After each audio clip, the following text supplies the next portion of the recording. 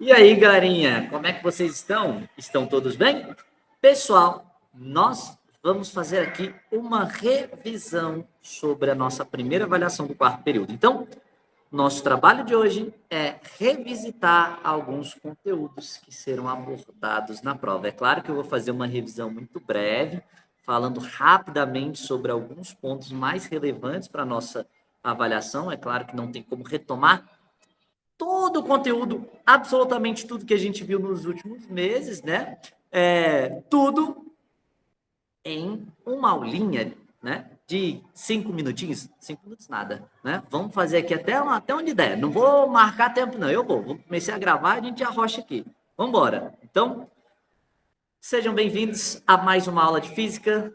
Vamos fazer a nossa revisão. Vou jogar aqui na tela para vocês, tá? Vou compartilhar com vocês a minha tela para que vocês possam me acompanhar. Espero que todos estejam muito bem. Espero que todos estejam aí se dedicando aos estudos na física para que a gente possa alcançar, né, uma aprendizagem significativa, ter boas notas também, é claro. Galerinha, o que a gente viu? A gente viu o seguinte: a gente começou estudando, né, nos conteúdos do quarto período, ondas eletromagnéticas e ótica. Foi aí que nós, né, iniciamos o nosso conteúdo do quarto período. Daí, nós iniciamos com um estudo sobre dinâmica nas últimas semanas, né? Então, hoje eu vou fazer uma revisita desses dois. Tanto do conteúdo de ondas e ótica, quanto do conteúdo de dinâmica, beleza? Na prova, o que nós vamos ter na prova? 4 questões. Dessas 4 questões, você tem que se lembrar que a primeira questão é uma questão de certo e errado. São 10 itens de certo e errado, somente sobre ótica e radiação eletromagnética, beleza? Daí nós temos outras 3 questões que são abertas. Uma é discursiva, tu tem que escrever, é sobre dinâmica, tá? E as outras 2 são abertas para você calcular peso, massa, essas coisas, beleza? Então, basicamente, é isso que nós vamos revisar na aula de hoje. Conteúdo mais relevante para a prova, é claro. Galerinha, eu vou tentar compartilhar mais uma vez. Eu compartilhei aqui um apoio para mim. Não sei se para vocês vai aparecer, mas para mim não apareceu, não. O professor está com problemas de compartilhar? Agora apareceu. Então, tá aí. Ó, o que acontece? Radiações eletromagnéticas e ondas eletromagnéticas são exatamente a mesma coisa. Tá? Existem radiações que não são eletromagnéticas? Existem. Radiação alfa e radiação beta, elas não são radiações eletromagnéticas. São outro tipo de radiação. Radiação alfa e radiação beta não são ondas. São partículas alfa e partículas beta. Beleza?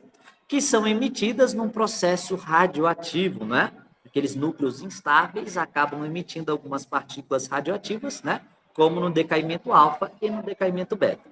No geral, nesses processos radioativos, também é liberado, além dessas partículas, dessa radiação, existe também as ondas que vão ser emitidas, por exemplo, a radiação gama, né? As ondas, né? As ondas eletromagnéticas gama, elas são emitidas sim, tá? Os raios gama são emitidos sim no processo de radioatividade, tá? Então, no processo de emissão de radioatividade, nós temos partículas radioativas e ondas radioativas. As ondas são conhecidas como ondas eletromagnéticas ou radiações eletromagnéticas. As partículas não são ondas eletromagnéticas, são somente partículas, radiação, mas não são eletromagnéticas, beleza? Show de bola. Então, vamos continuar. Lembrando que radiação tem a ver com energia, tá bom? Ondas tem a ver com energia, quando nós falamos de radiação eletromagnética, é claro. Então, vamos lá. Aí, nós estudamos na sala que essas ondas eletromagnéticas, essas radiações eletromagnéticas, elas podem ser classificadas, segundo o espectro eletromagnético, em ondas ionizantes e não ionizantes, beleza? E aí, o que acontece? Nós temos aí as 7 ondas eletromagnéticas, basicamente, tá? Ondas de rádio, micro-ondas, infravermelho, luz visível. Essas são ondas não ionizantes. E daí temos ultravioleta, raio-x e raios gama. Essas são as ondas ionizantes. Então, existem 3 tipos de ondas ionizantes: ultravioleta, raio-x e raios gama. E existem outras 4 que não são ionizantes: ondas de rádio, micro-ondas, infravermelho e luz visível. São 4 ondas não ionizantes, beleza? Aqui na figura tá, né, aquelas linhas, né, de energia, né? Linhas de transmissão de energia elétrica lá na rede de transmissão. Lá ele coloca que tem ondas, né, e tal, mas a gente vai considerar todas essas ondas aqui como ondas de rádio, beleza? Todas essas ondas antes da micro-ondas como ondas de rádio, tendo, portanto, somente 7 ondas eletromagnéticas classificadas no nosso espectro, beleza? Aí, repara só, galerinha, o nosso espectro ele é classificado em ordem crescente de frequência. Quer dizer que quanto mais para a direita, maior a frequência. Quer dizer que as ondas de raios gama são as ondas de maior frequência. E as ondas de rádio são as ondas de menor frequência. Você sabe que a frequência é inversamente proporcional ao comprimento de onda, não é isso? A frequência inversamente proporcional ao comprimento de onda. E de onde é que eu tiro essa informação? V igual a lambda F, professor. Zero. V é igual a lambda F, não é isso? O que nós sabemos sobre o V igual a lambda F? Nós sabemos o seguinte, que como a velocidade no mesmo meio é constante, velocidade de uma onda eletromagnética no vácuo, ela é sempre a mesma. Velocidade de uma onda eletromagnética no ar é sempre a mesma, né? De uma mesma onda eletromagnética, é claro. Então, a luz vai ter sempre a mesma velocidade no ar atmosférico, a luz vai ter sempre a mesma velocidade na água e a luz vai ter sempre a mesma velocidade no vácuo. Em cada meio, a luz tem uma velocidade diferente, mas naquele meio, ela nunca muda, ela é constante. Como a velocidade ela é constante, a frequência e o comprimento de onda são inversamente proporcionais, beleza? Isso quer dizer o seguinte, que as ondas de raios gama, de fato, têm a maior frequência, mas elas vão ter um menor comprimento de onda. Então, o comprimento de onda aqui é menor e a frequência aqui é maior do que nas ondas de rádio, que tem um comprimento de onda maior, só que frequência menor. Beleza? São inversamente proporcionais. Então, ela é classificada em ordem crescente de frequência ou decrescente de comprimento de onda. Show de bola? Outra coisa é que existe uma equação, a equação de Planck, né, a relação de Planck, que nos traz uma proporção entre energia e frequência. Que relação é essa? Diz o seguinte, aqui é a constante de Planck H, tá? Eu circulei de vermelho, então nem deu para ver direito, né? Mas aqui, ó, nós temos a constante de Planck, constante, né? Já diz tudo. Esse valor constante faz com que a frequência e a energia sejam diretamente proporcionais. O que isso quer dizer? Isso quer dizer que quanto maior a frequência, maior a energia. Então, dentro desse espectro, né? Quem tem maior frequência também tem maior energia. E que quem tem menor frequência também tem menor energia. Beleza? Então, quer dizer que as ondas mais energéticas são as ondas de maior frequência. E as ondas menos energéticas são as ondas de menor frequência. Beleza? Outro detalhe sobre essas ondas é que essas ondas de menor comprimento de onda, elas têm um grande poder de penetração na matéria. Então, as ondas de ultravioleta podem penetrar na matéria, mas não penetram tanto. As ondas de raio-x já são bem mais penetrantes, porque tem menos comprimento de onda. E as ondas de raios gama ainda mais, né? Quer dizer, no geral, quanto menor o comprimento de onda, maior a capacidade de penetrar na matéria, né? Assim, de maneira geral e superficial, é claro. Galerinha, quer dizer que as ondas de raio-x conseguem penetrar facilmente a matéria? Conseguem, inclusive os nossos tecidos são atravessados pelas ondas de raio-x facilmente. São bloqueados ali, né, parcialmente nos nossos ossos, e assim nós temos as imagens do exame de radiografia, né? Os nossos ossos, eles são revelados no exame, graças, né, a eles bloquearem aí parcialmente as ondas de raio-x. As ondas de raio-x e as ondas de raios gama, no geral, elas são bloqueadas por paredes, né, espessas de concreto ou ainda por paredes de chumbo, né? Elas conseguem conter essas radiações, né, não deixando elas se propagarem atravessando esse material. Mas elas podem atravessar, né, por exemplo, a nossa matéria orgânica, né, os nossos tecidos, com uma certa facilidade, inclusive, beleza? Repara só, galerinha, essas ondas não ionizantes, elas são encontradas em grandes quantidades no nosso cotidiano, né? As ondas de rádio, micro-ondas, infravermelho e luz visível estão em grande quantidade, né? Infravermelho é a onda responsável aí por manter a Terra quentinha, né? O infravermelho do Sol. Ou então, para controlar a TV no controle remoto, né? Utiliza um LEDzinho de infravermelho. Para transmitir informação de um celular para o outro, né? Você consegue fazer transferência de arquivo de um celular para o outro via infravermelho. Antigamente a gente fazia bastante isso, hoje nem tanto. Nós temos também as ondas, né, de Bluetooth, Wi-Fi, que são exemplos de ondas de micro-ondas, né? As ondas de TV, que são exemplos de ondas de rádio. Elas estão em grande quantidade no nosso ambiente. Estamos imersos numa piscina de ondas não ionizantes. E elas, a princípio, não causam prejuízos à saúde, né? Do ponto de vista de alteração de estruturas. Elas não podem, já que não são ionizantes, ionizar átomos, alterando estruturas atômicas e moleculares, podendo, por exemplo, causar um câncer, uma mutação celular. Elas não podem fazer isso. É possível que elas sejam prejudiciais por outros motivos? É possível que elas sejam prejudiciais por outros motivos, tá? Mas, no geral, elas não têm esse grande potencial, né, causador de câncer por meio da ionização. Diferente das ondas ionizantes. Elas, sim, por serem ionizantes, podem alterar essas estruturas atômicas e moleculares presentes, por exemplo, no nosso organismo, criando mutações. E essas mutações podem ser danosas para o nosso organismo. É claro que existem mecanismos de defesas, né, do nosso organismo, mas fato é que elas fazem mal, principalmente quando em grandes quantidades, né? O ultravioleta, por exemplo, né, é o responsável por causar o câncer de pele, não é isso? Então, o ultravioleta, ele tem esse potencial de ionização. É claro que para os átomos que compõem o nosso corpo, né, o ultravioleta quase não consegue ionizá-los. Ele consegue ionizar um átomo ou outro, né, daqueles que compõem o nosso corpo, de tal maneira que, para a medicina, eles consideram o ultravioleta não ionizante, tá? Mas ele é, sim, uma onda ionizante, beleza?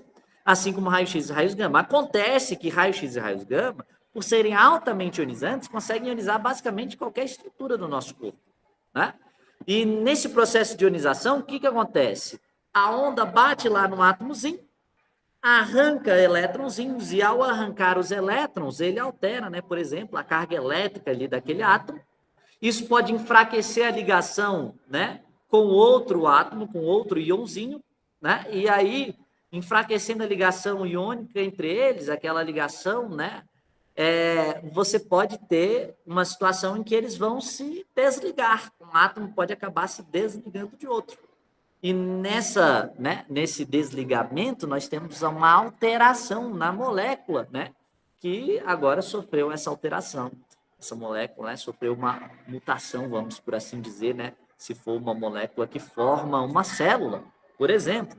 É claro que isso pode gerar um câncer, dependendo, né, de como essa ionização ocorreu, ou ainda pode criar radicais livres no nosso organismo. Depende se esse efeito vai ser um efeito direto ou indireto.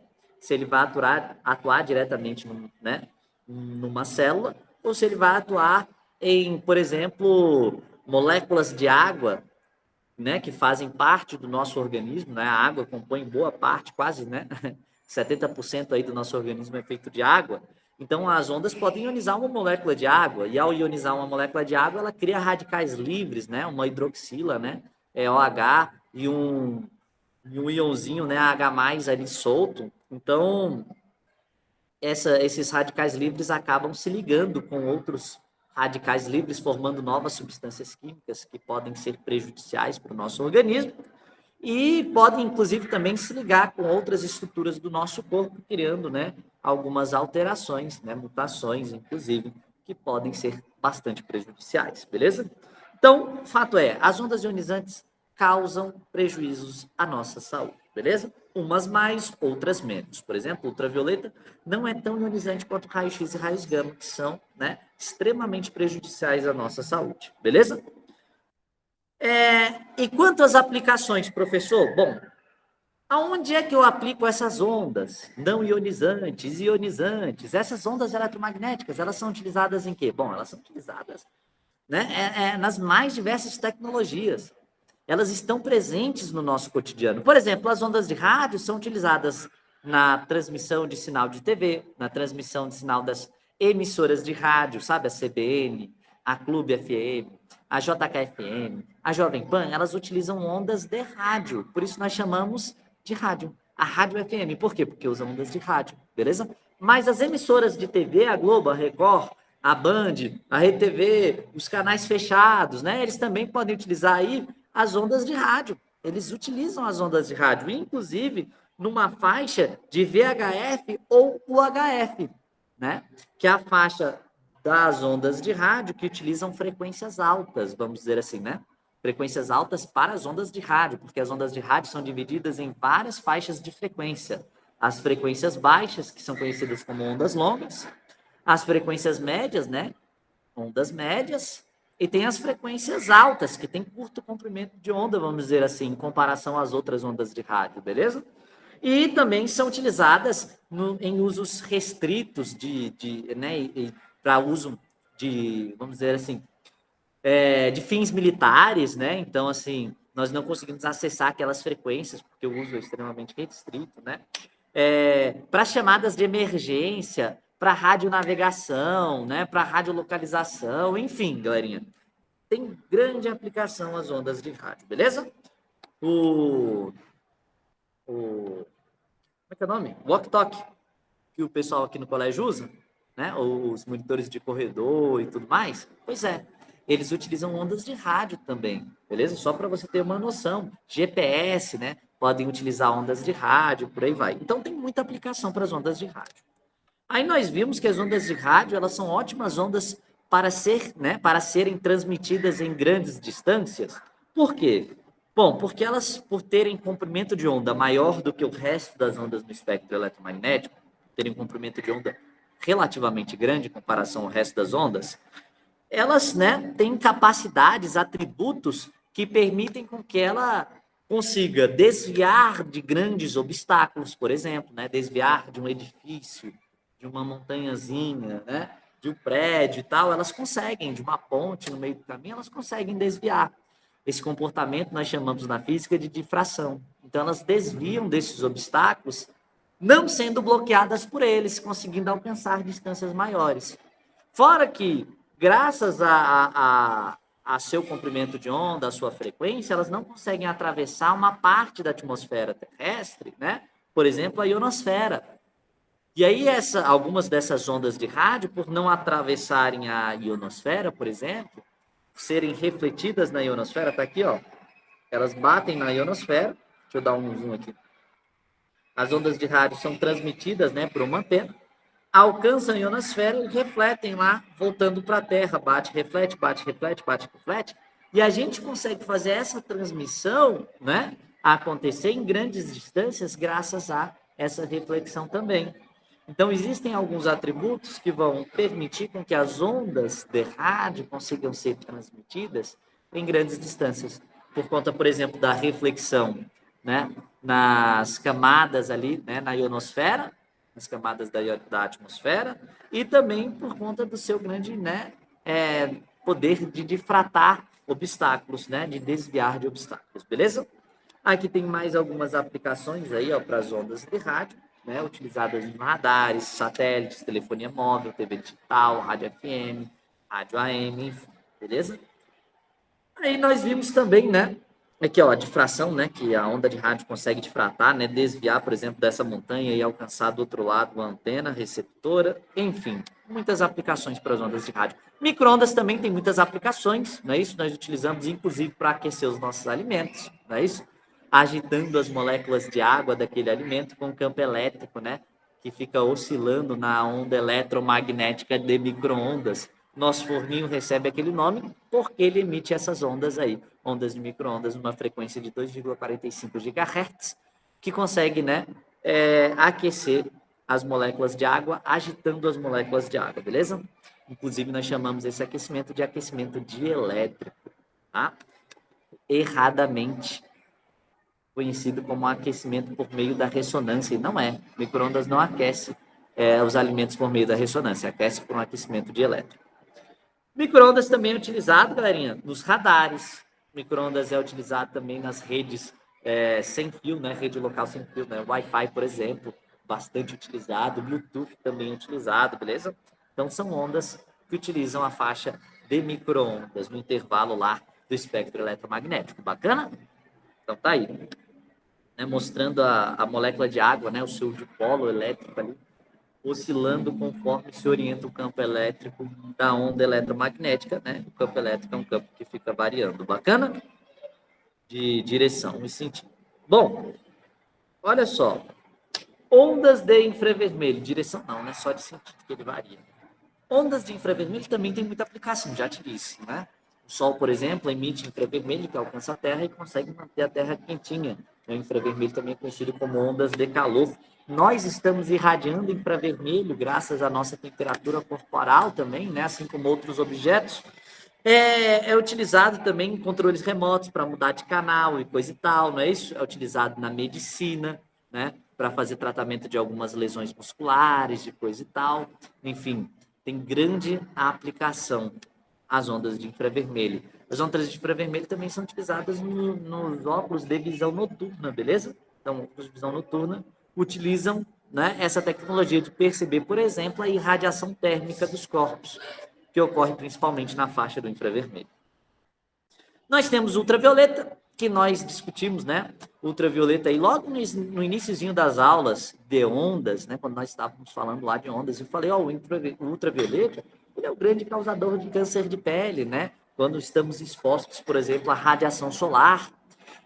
Mas ele não é só um criminoso, né? Causando câncer, não. Ele também funciona como um germicida, vamos dizer assim, né? Natural. Ele consegue criar uma esterilização na atmosfera e na superfície da Terra naturalmente, combatendo micro-organismos, germes, né? Vírus, bactérias, entre outros, né? Então, ele serve para esterilização também, né? É uma onda ionizante, mas que não tem um poder de ionização tão alto quanto raios-x e raios gama, beleza? Bom, existem outros, né? Inspeção, né? Na cena de crime que os peritos forenses utilizam, né? Então, aquele CSI lá, utilizando aquelas lâmpadas de ultravioleta, né? Para fazer reagir com aquelas substâncias químicas, né?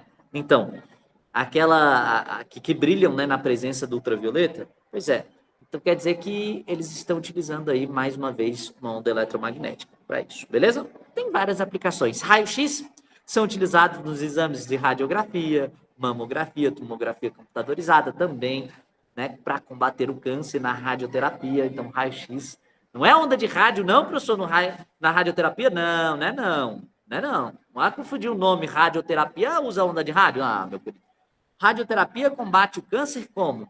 Matando as células tumorais. E como é que ele mata as células tumorais? Arrancando elétrons, né? Esse arranque de elétrons aí, né? Ionização das células tumorais acaba fazendo com que elas sejam desmanchadas, acaba causando a morte celular ali, né? E matando as células tumorais, nós combatemos o câncer, beleza? É claro que com todos os cuidados e controles da medicina. Bom, aí tem mais alguns, né, exemplos, né, utilizado na cristalografia, né, é utilizado na mamografia, é utilizado na segurança dos aeroportos. Eu acabei já falando sobre isso aí, né, nas aulas, enfim. Nós utilizamos as ondas de raios gama também, tá? Assim como utilizamos as ondas de raio-x nas nossas tecnologias, tá? Ela serve como agente esterilizante, tem um grande poder de esterilização, utilizado, por exemplo, na indústria alimentícia para descontaminar, né? Grandes quantidades, por exemplo, de alimentos e tudo mais. E ela é utilizada também na radioterapia, tá? Na medicina. Repara que raio-x e raios gama não tem tanta aplicação quanto as outras ondas eletromagnéticas. Por quê? Porque elas são altamente ionizantes. elas são perigosas, elas são danosas para a nossa saúde. Por isso, nós não vamos ser expostos, né, facilmente a esse tipo de onda, beleza? É um uso extremamente restrito e controlado, né, que nós temos dessas ondas aí de raio-x e raios gama, beleza? Feito isso, vamos continuar. Vamos falar aqui de tipos de força, mas na verdade eu vou falar só de uma força, que é a força-peso. A força-peso é uma força de origem gravitacional, não é? É medida em newtons, assim como qualquer outra força é medida em newtons. Repara que a força-peso, ela é a responsável, por exemplo, pela atração gravitacional. Então, a Terra atrai os corpos em direção à sua superfície graças à força-peso. Você é atraído graças à força-peso. Então, professor, ela gera a queda dos corpos? Sim. Mas eu ouvi falar que a queda dos corpos não depende da massa, e a força-peso depende da massa. Ah, mas é porque, veja só, a força-peso, ela depende da gravidade local. Como a gravidade local ela é constante, acaba que no movimento de queda dos corpos, eu não preciso considerar a massa, né? Porque a aceleração ela é constante e os corpos acabam descrevendo um movimento retilíneo uniformemente variado, que podem ser, né, os seus movimentos podem ser descritos por meio das equações do MRV. E nenhuma delas leva em conta a massa. Lembra do experimento de Galileu, inclusive? Pois é, lá ele conseguia perceber, né, naquele experimento, que a massa dos corpos não influenciava na queda. Mas lembra que a massa dos corpos serve para quê? Para calcular o peso, tá? O peso depende da massa para você obter o valor da peso, beleza? Depende da gravidade local, beleza? Então, gravidade local e massa vão nos dar o valor da força-peso, porque peso é m vezes g. É o produto da massa vezes a gravidade e a aceleração gravitacional, beleza? Veja, peso é medido em newtons, a massa é medida em quilogramas e o g em metros por segundo ao quadrado, porque tem unidades de aceleração, beleza? Ele é sempre vertical para baixo, para o observador que se encontra, né, sendo atraído pela Terra, ou pela Lua, ou pelo astro, pelo corpo celeste que seja, enfim. Repara que no referencial de quem sente a atração gravitacional, a força-peso é sempre vertical para baixo. Veja que, para um observador externo, né, se ele vê uma pessoa lá numa extremidade do globo terrestre sofrendo a atração gravitacional, ele vai ver a peso atuando aqui. Mas na outra extremidade, ele vai ver a peso atuando em outra direção e sentido. Isso é para um observador externo, mas para o observador que sente a força, lá naquele ponto, ele vai ser atraído para baixo, em direção à superfície da Terra. Eu, aqui no Brasil, sou atraído em direção à superfície da Terra, mas se eu estivesse lá no Japão, também sentiria uma atração vertical para baixo, e nos Estados Unidos também. Então, a peso, ela é sempre vertical para baixo, nesse referencial. Como é que eu calculo a força-peso?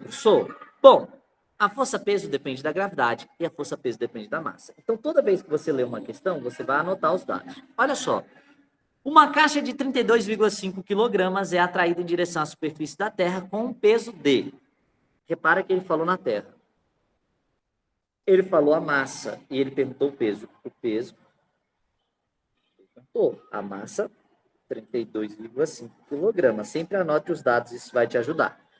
O professor não falou a aceleração da gravidade, ele não falou, mas tu sabe que a aceleração na Terra, quando não é dita, você considera 10 metros por segundo ao quadrado. Ah, é o mesmo lá do MRV na queda livre? É sim, é o mesmo G, beleza? É a aceleração gravitacional. Só aí como é que calcula isso? Uma equação. M vezes G, beleza? Repara que se eu quero calcular o peso, então, a massa é 32,5, a gravidade é 10, então o peso vai ser quanto? 325 newtons. Lembra que é medido em newtons, beleza? Difícil? Nada, professor, tá mole demais. Show de bola. Próxima questão, questão 2. Uma criança pesa 750 newtons. Se você quiser tentar fazer antes de eu resolver, é uma boa, é uma ótima. Sempre tente resolver antes de mim, beleza? Depois confira a resolução. Então, dá um pause aí, tenta resolver, daí eu vou fazer. Já fez? Então, vamos embora. Uma criança pesa 750 newtons em Júpiter. Considerando que a aceleração gravitacional local é 25 metros por segundo ao quadrado, determine, olha só, vamos lá. Galerinha, ele nos deu o quê? Deixa eu anotar aqui. Ele me deu peso em Júpiter. Ele disse que o peso em Júpiter é 750 newtons.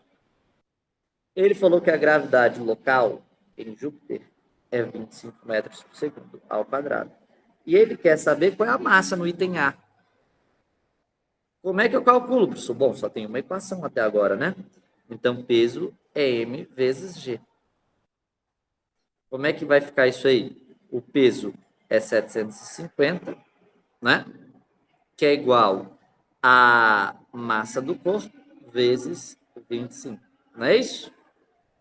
Garinha, se eu pegar esse 25 e passar dividindo, vai ficar 750 dividido por 25, que é igual a massa. Isso aqui vai dar quanto? Só cancela 5 com 5, 70 sobre 2, 45, né? Não, nada a ver. Esquece isso, tá? Tá errado. Não tem nada a ver. Então, professor, como é que faz esse negócio? Olha só, vamos fazer 75 por 25? 75 dividido por 25 é 3, professor. Isso, mas tem um zerinho aí a mais, não tem? Então, a massa, ela é de 30 quilogramas, beleza? 30 quilogramas. Bom, o que mais que ele pediu? Ele pediu o peso dessa criança lá na Terra. Bom, se é na Terra, a gravidade na Terra, tu não pode esquecer. A gravidade na Terra é 10 metros por segundo ao quadrado. Só que a massa, eu acabei de descobrir, que é 30 quilogramas. Poxa, professor, é a mesma massa? É a mesma massa. Então já dá para responder a C, professor. Sim, a massa, ela é a mesma. Por quê, professor? Porque a massa, ela não depende do local que você se encontra. A massa mede quantidade de matéria. E independentemente de onde você se encontrar, você sempre vai ter a mesma quantidade de matéria, a mesma massa. Então, a massa é a mesma em qualquer lugar. Ela não depende do local que você se encontra. Não, ela é de 30 quilogramas, beleza? Na Terra e em Júpiter, não interessa. O peso é que muda. Por isso, nós vamos calcular o peso aqui. A gente viu que em Júpiter era 750. E na Terra, professor? Na Terra, você calcula. Quanto que é, professor? É M vezes G. Repara que aqui a gente vai calcular o peso na Terra, a aceleração da gravidade na Terra. Antes, a gente calculou o peso em Júpiter. Então, a aceleração da gravidade era em Júpiter. Não é isso? E como é que vai ficar essa continha aí, professor? Fácil. A massa é 30 quilogramas e o G é 10. Isso dá quanto? 300 newtons. Ah, professor, tá muito fácil. Eu vou gabaritar esse negócio, pois é isso que eu espero de você. Beleza? Vamos, próxima e última questão. Para acabar, meu querido. Para você descansar, para você revisar depois o teu conteúdo aí das outras avaliações que você vai ter na semana. Vamos fazer a 3. Um corpo pesa 320 newtons na Lua, considerando a aceleração gravitacional em nosso satélite natural igual a 1,6 metros por segundo ao quadrado, determine o peso desse corpo na Terra. Vambora. Ele falou peso na Lua. 320 newtons. Eu só lembro daquela música da Hungria, né? Mas vamos lá. Já viu? Não viu? Então confere lá, cara. É boa demais.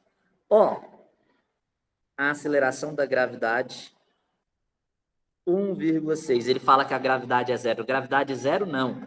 Gravidade de 1,6 metros por segundo ao quadrado. 1,6 metros por segundo ao quadrado, peso 320 newtons. E ele pede o peso na Terra desse corpo.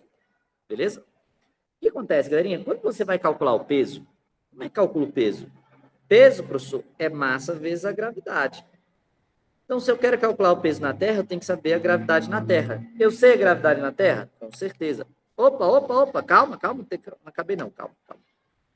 Ô, rapaz, deixa eu colocar aqui a gravidade na Terra. A gravidade na Terra é quanto? É 10, é 10. Pronto, 10 metros por segundo ao quadrado. E como é que eu calculo, então, o peso? Acabamos de ver, o peso na Terra é M vezes G, o G na Terra.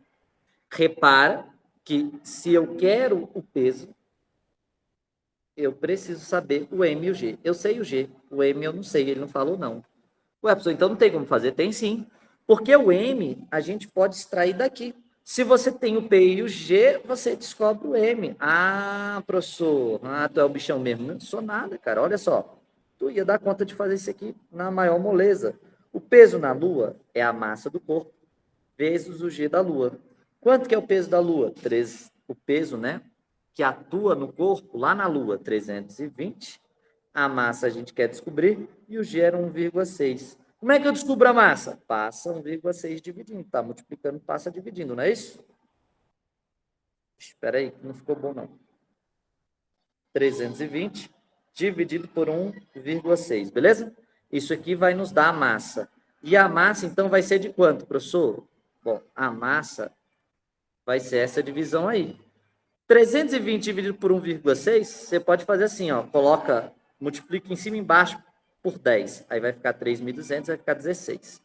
Pega o 32 e divide por 16. Dá 2, professor, né? 32 dividido por 16 é 2. Coloca mais os dois zeros ali, 200. 200 quilogramas é a massa. Respondido? Não, não, respondido não. Aí tu descobriu a massa, vai pegar essa massa que tu acabou de descobrir, como a massa na Lua e na Terra é a mesma, tu vai jogar aqui dentro. Então, como é que vai ficar essa brincadeira, professor? Vai ficar assim, ó. Vou voltar aqui. O peso é a massa 200 vezes a gravidade 10. Então, 200 vezes 10 é 2.000 newtons. Show de bola? 2.000 newtons, então, é o peso desse corpo que pesa 320 newtons na Lua, beleza? Então, ele pesaria 2.000 newtons na Terra. Maravilha, meus queridos! Feito a revisão, termino aqui 3 questõezinhas de dinâmica para a gente revisar a força-peso. E tu acredita que vai cair isso na prova, cara? Uma moleza dessa na tua prova? Que é isso, professor? As questões de radiação eletromagnética e de ótica só vão ser abordadas nas questões de certo e errado. Galerinha, eu não falei de ótica. Então, vamos falar agora rapidinho de ótica? Galerinha, o que eu sei sobre ótica? Vamos lá nos slides de ótica? Deixa eu abrir aqui, galerinha. Deixa eu abrir. Slide de ótica. Teu professor não colocou aqui na revisão. Vai cair ótica, professor? Ah, é claro que vai cair ótica. Por que não vai cair ótica, né? Então, cadê ótica, ótica, ótica, ótica? Tá aqui. Vamos lá para os slides de ótica. Vamos abrir aqui.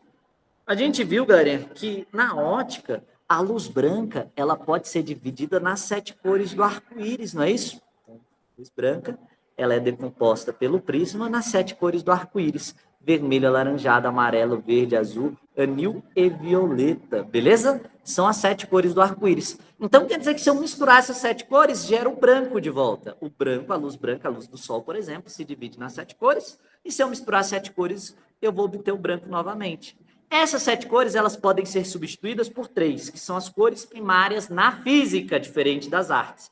Porque aqui estamos falando de luz e não de pigmentos. As cores primárias, red, green e blue, RGB, beleza? Vermelho, verde e azul, para quem não sabe inglês. Eu sou poliglota, né?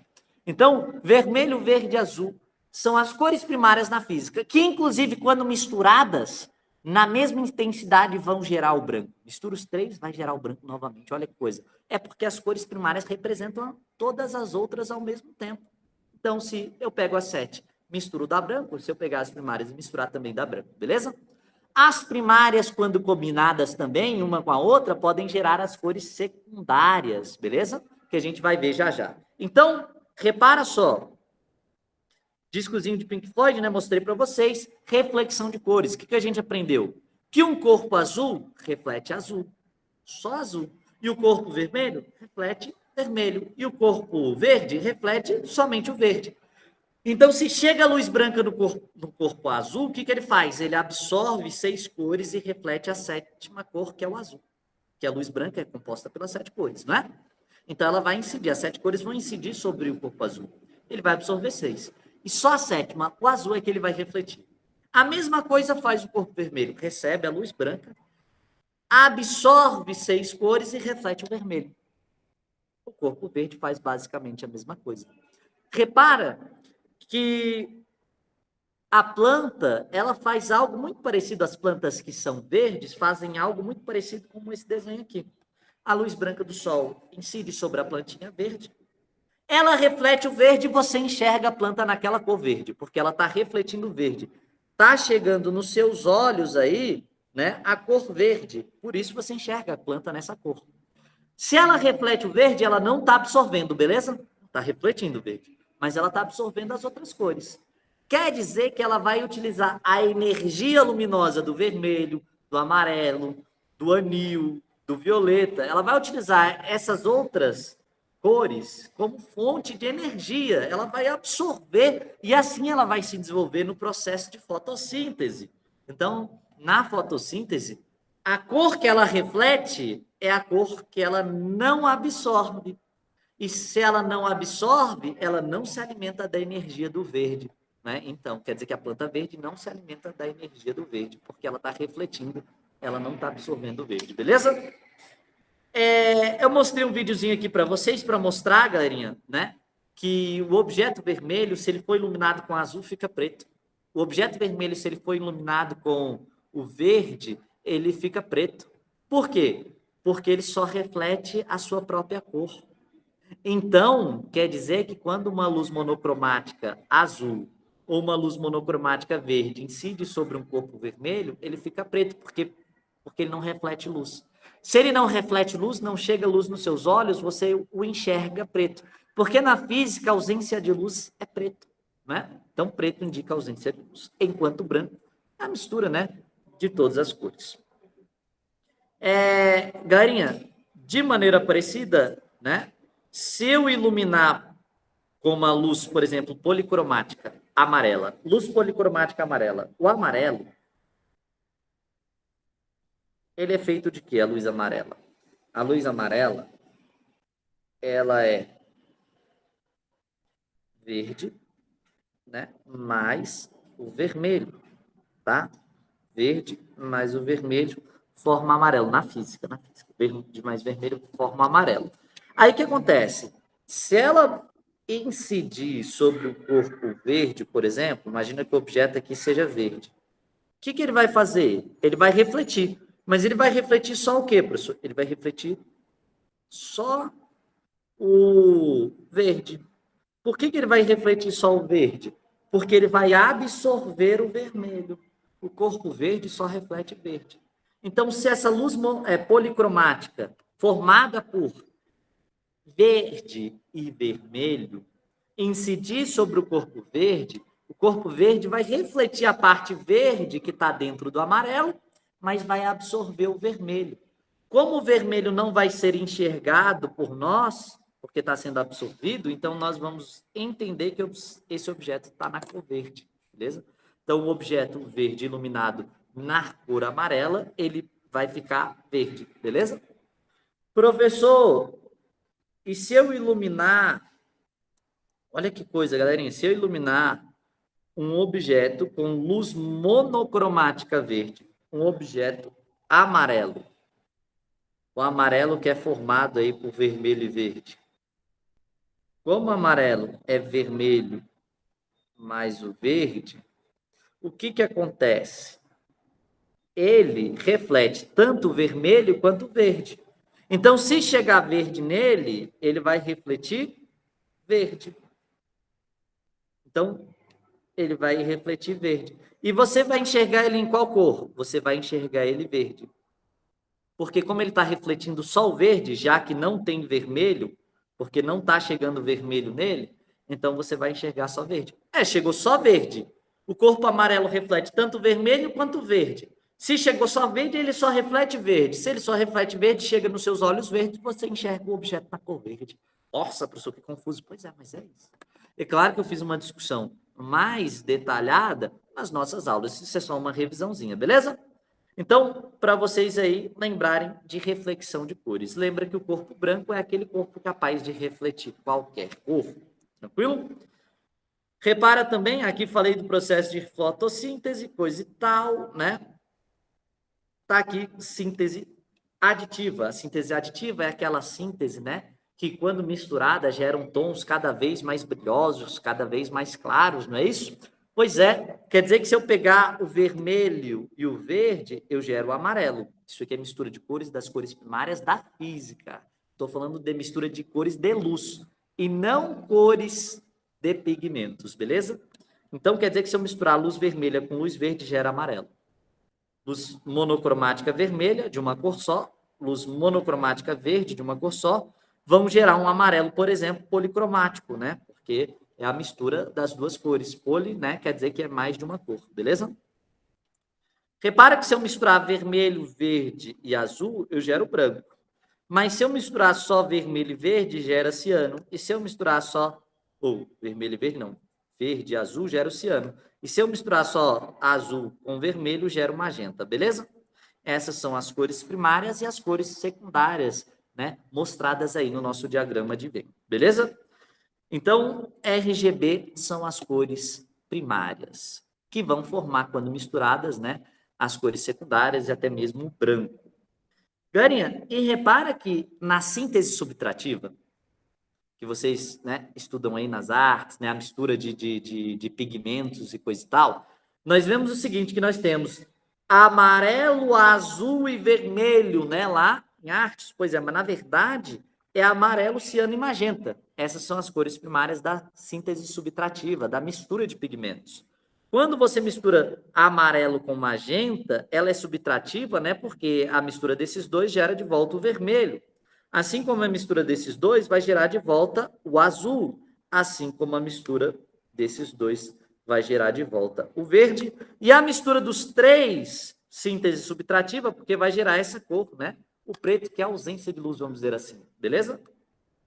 Preto na física indica a ausência de luz, e eu coloquei que isso, né, faz então a mistura, né, delas gera cores cada vez menos luminosas. Repara que aqui, galerinha, ó, na impressora colorida, nós temos o cartucho colorido, e o cartucho colorido é um cartucho que tem as cores primárias da síntese subtrativa. E aí, para gerar o preto, no lugar dele misturar as três, que gera, na verdade, um marrom esquisito, porque isso vai depender da pureza dos pigmentos, né? Eles usam um cartucho preto mesmo para representar as cores pretas. E a parte colorida, ele utiliza a síntese subtrativa, né? Amarelo, magenta e ciano, beleza? E aí ele consegue gerar os tons que nós enxergamos. Maravilha? Então, tá aí. Nós estudamos até aqui dentro da ótica, beleza? Um grande abraço para vocês, façam uma ótima prova e até mais. Galerinha, não se esqueça do seguinte, o corpo não mistura cor com luz. Então, se você tiver um corpo verde e a luz for vermelha, a luz vermelha incide sobre o corpo verde e ele vai ficar preto, ele não vai refletir. Oxe, professor, mas vermelho com verde não dá amarelo? Se eu misturar luz vermelha com luz verde, dá amarelo. Mas a cor da luz vermelha com a cor do corpo verde não se misturam, beleza? Tranquilo? Então é isso. Um grande abraço para vocês. Façam uma ótima prova. Um bom descanso para vocês nesse fim de semana e até mais. Tchau, tchau. Grande abraço.